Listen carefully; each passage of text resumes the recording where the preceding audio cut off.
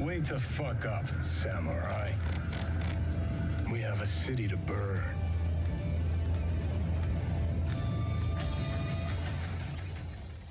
Cyberpunk 2077 was set to be one of the biggest video games of all time, and for a while it seemed as though this was ultimately very true. Announced originally in May of 2012, the game instantly received a massive amount of hype, with the prospect of playing a cyberpunk-themed RPG enticing many. Cyberpunk 2077 had positioned itself as if it were going to be a real-life simulator, a game that everyone who was anyone would want to play. People took days off of work just to get a chance to play this game at launch. And yet, something went horribly wrong for Cyberpunk. Now it seems as though the game is a ghost town, with popular YouTubers initially hyped for it all but abandoning the game as if it never even existed. Cyberpunk 2077 went from reaching 1 million concurrent players on Steam to averaging less than 10,000 today. Within the span of a month between December of last year and January of this one, Cyberpunk lost nearly 250,000 players, and continued to lose players until around July 2021, according to Steam figures. But even then, the gain was marginally insignificant compared to that of the previous losses. It's a sad story what happened with Cyberpunk, but why did this happen?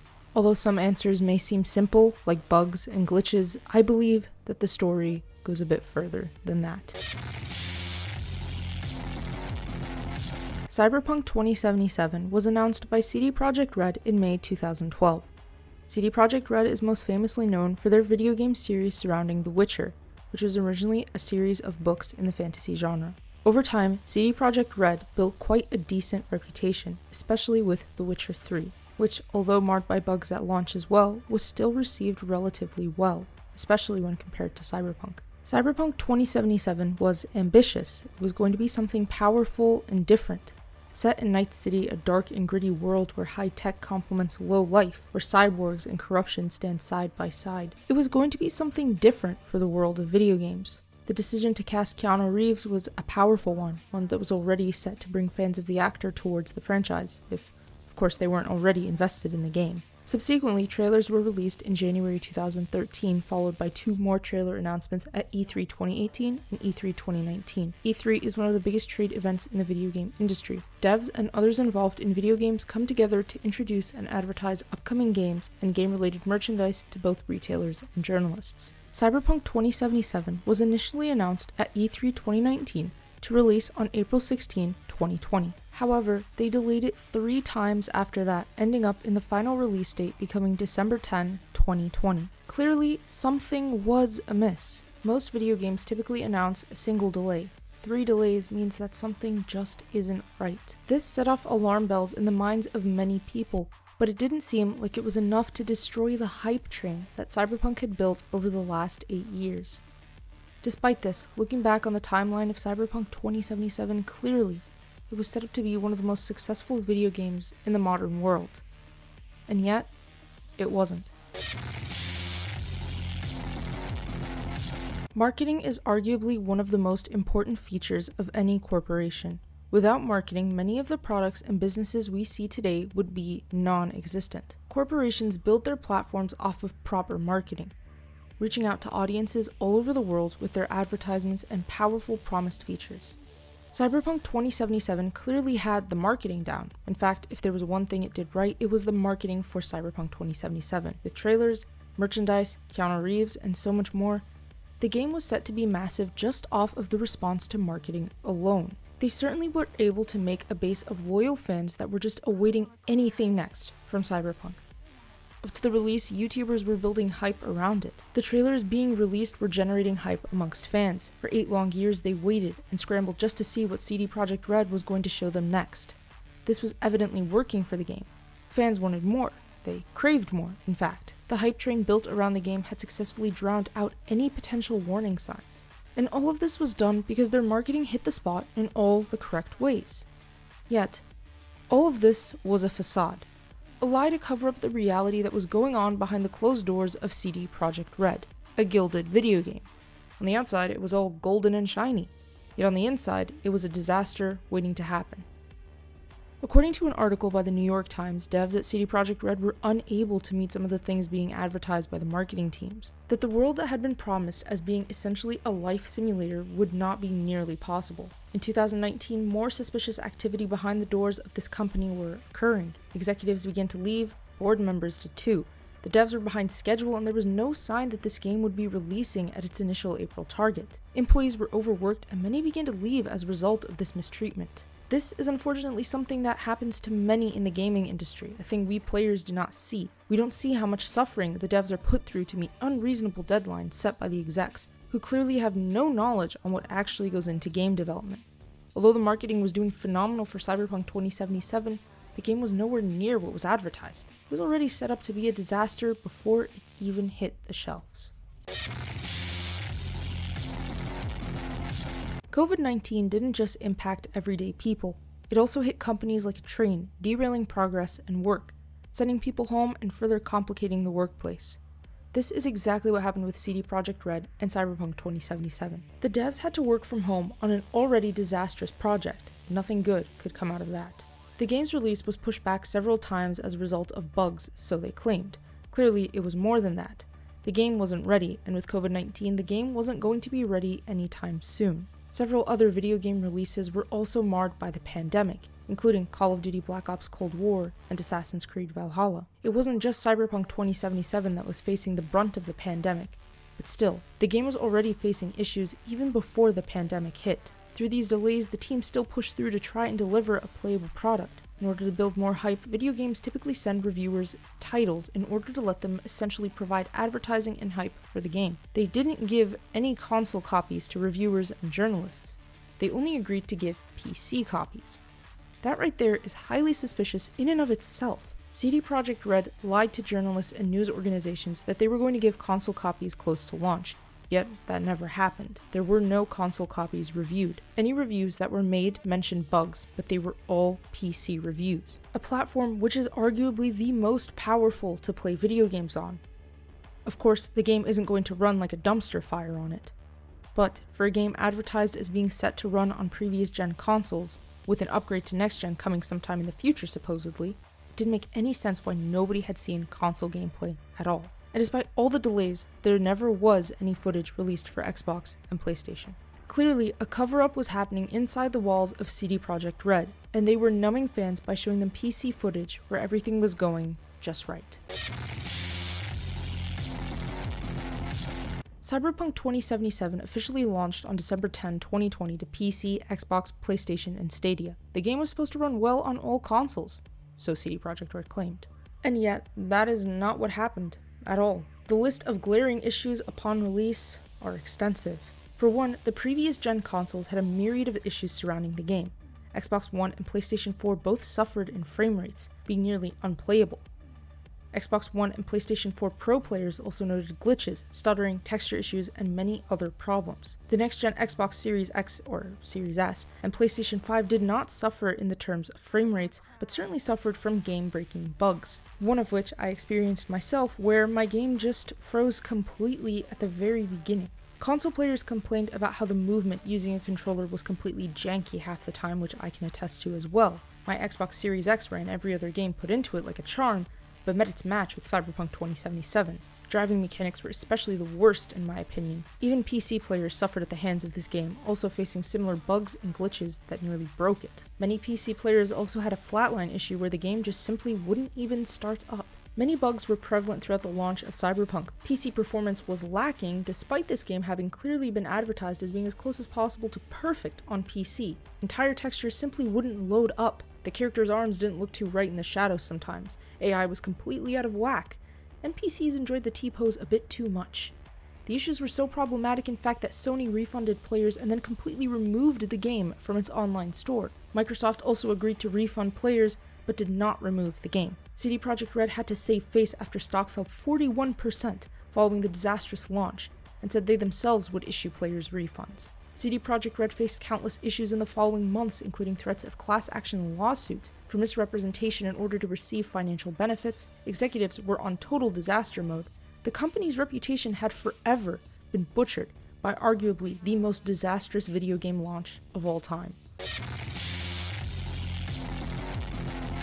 Cyberpunk 2077 did not really deliver on the game it was promising. It was supposed to be the end-all be-all of RPGs. It was supposed to be revolutionary.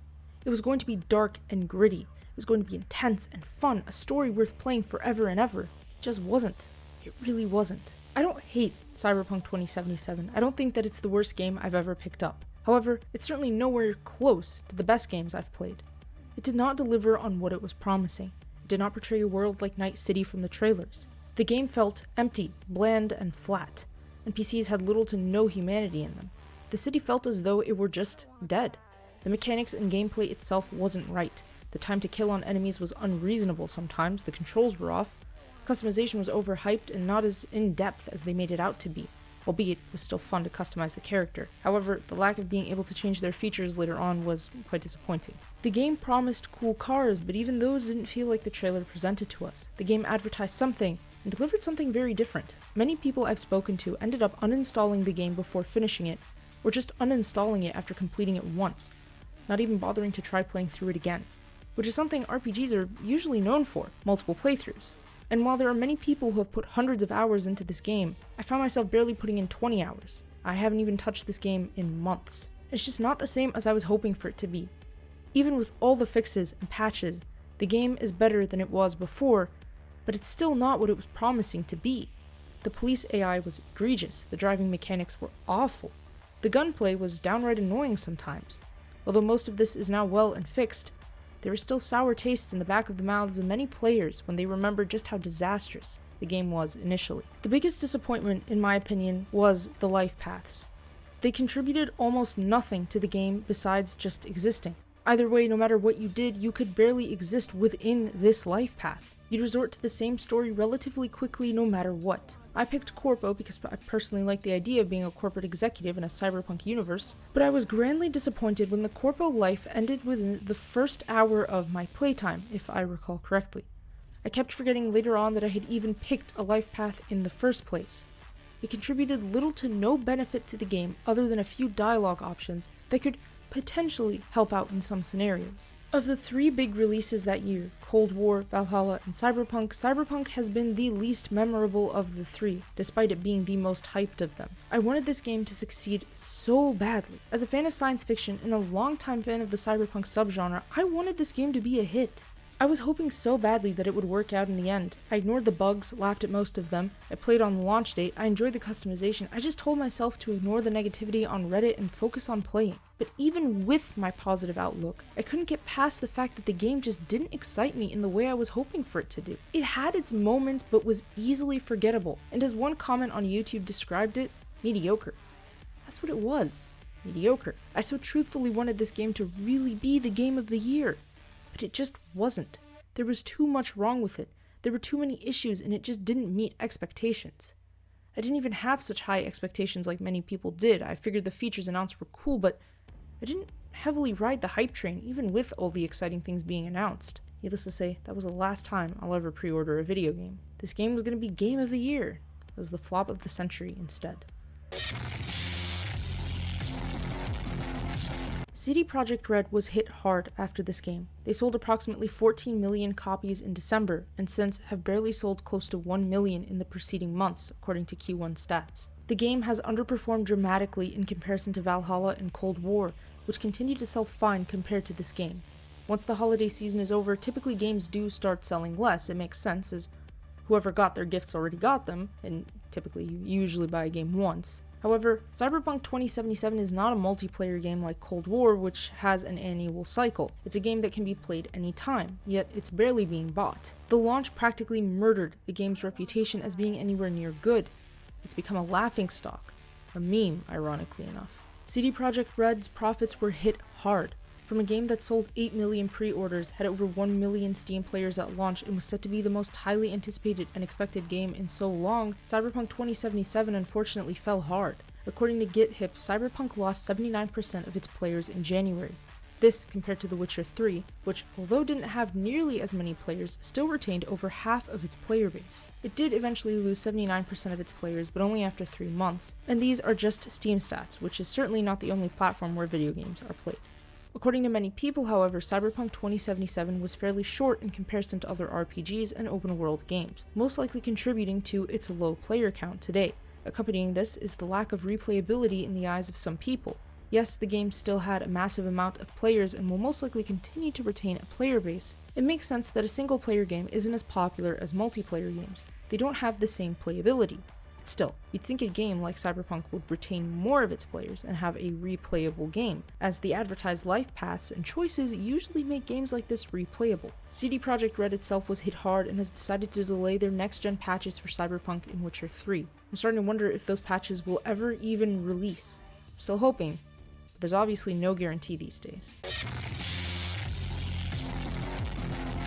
I think the future of Cyberpunk isn't anything particularly special. It's not going to rebound like an underdog in a superhero movie. It's not going to smash new records anytime soon. Not again, anyways. I think it'll be stable eventually. For now, however, this game has become immortalized in memes and the remembrance of its buggy and disastrous launch. It had so much potential. Cyberpunk 2077 could have been the best game of all time had it been done right. The game bit off more than it could chew. Had it just promised the reality, it would not have been so negatively received. But then again, it needed the hype. This game was thriving off of the train of excitement it had built. Needless to say, the train derailed itself and went tumbling off the tracks and smashing into a nearby village at launch. I'm not sure if the reputation of CD Projekt Red will ever be fixed. I'm not sure if people will forget this launch. All I know is that this game has largely been forgotten by many now. It was said to be amazing, it had the potential to make CD Projekt Red a very powerful name in the gaming world. Now it's become synonymous with a failed launch. It's sad, in my eyes, because Cyberpunk 2077 had an engaging premise.